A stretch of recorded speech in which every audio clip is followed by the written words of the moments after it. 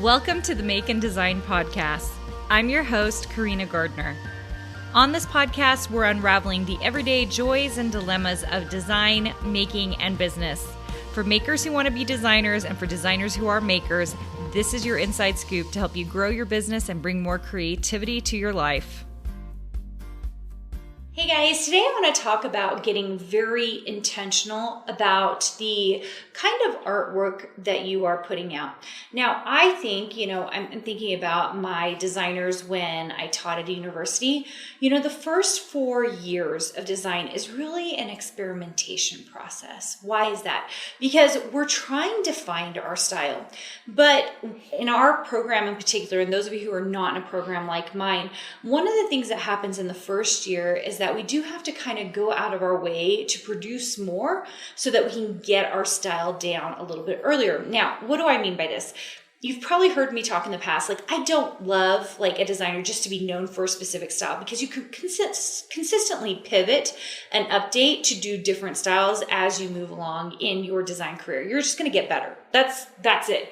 You will get better as a designer, which is very, very good, right? That's a good thing that we like to have happen. But, at the beginning, it's kind of hard because, we still have to put out work and we have to develop that style. Being perfect or being a certain type of designer doesn't happen at the beginning. It comes through a transition and a journey. And so what I want to talk to you about is being a little more intentional about the artwork that you put out. At the beginning, it's okay to play around with a lot of different ideas.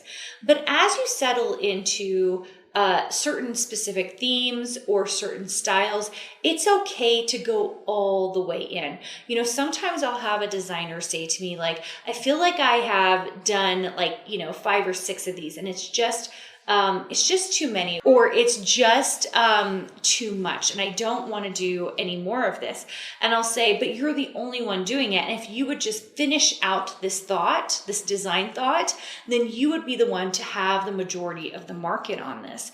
And once we think about it more like that, someone comes to my store and they're looking for a specific thing. Say they're looking for a t-shirt and they want grandma on it, but then I take that look or whatever it is I'm doing and I make sure that it is, filled out for mom and dad and cousin and whatever else, then I'm kind of taking care of that entire group of people that might be looking for that particular design. So it's okay to really play out a design all the way that you want to, okay? So let me give you an example of this. For a long time, I was really well known for doing all these villages, and I really like doing villages.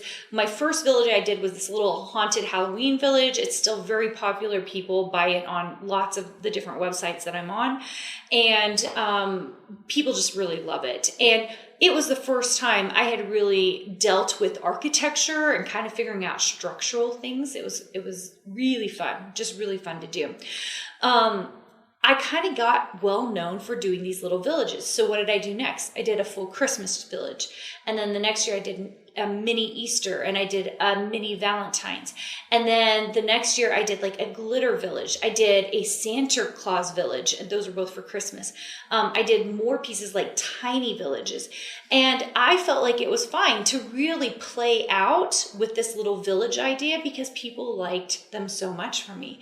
And that's what I'm talking about. It's okay to really dig into maybe not even a style, but a theme or an area of focus that you are really good in and play that out all the way. There's nothing wrong with that. In fact, if anything, it makes you really intentional so that people can get to know your work and they start to associate you with something. One of the issues we have in this day and age is that people's their attention span is all over the place, right? So this designer over here, this designer over there, and it's really hard to capture a market. And because of that, one of the things that you can do as a designer is really dig into kind of that area of focus that you are getting into. And when that happens, then your name gets associated with that thing. And when your name gets associated with that thing, that's really, really powerful. Why? Because that is marketplace identity. And it just really helps. If someone starts thinking, oh, I really want to do villages, I'm going to go check out Carina Gardner's shop because that's what I'm a little known for, right? Versus you might hear of someone doing like funny t-shirt quotes.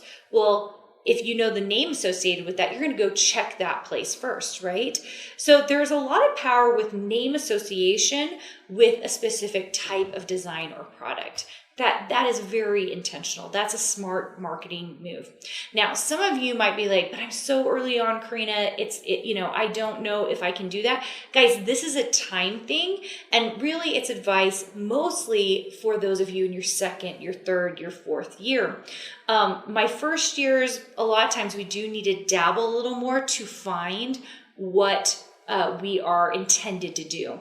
But that can still be done with intention, right? Like you're kind of playing around, figuring it out. But as soon as you find a market or a style that you really enjoy, stick to it. Figure out what you can do and what you can bring to the table. I think that's a really powerful way to be thinking carefully about how you are designing.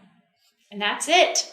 Hopefully this is helpful, especially those of you who are just getting started. Those of you who are in your second and your third year, try to speak to all you at different levels because there are a lot of different levels here to help you get to wherever you're trying to go on this design journey, because it certainly is a fun one. A little bit of a roller coaster if we don't know what we're doing, but definitely a fun ride.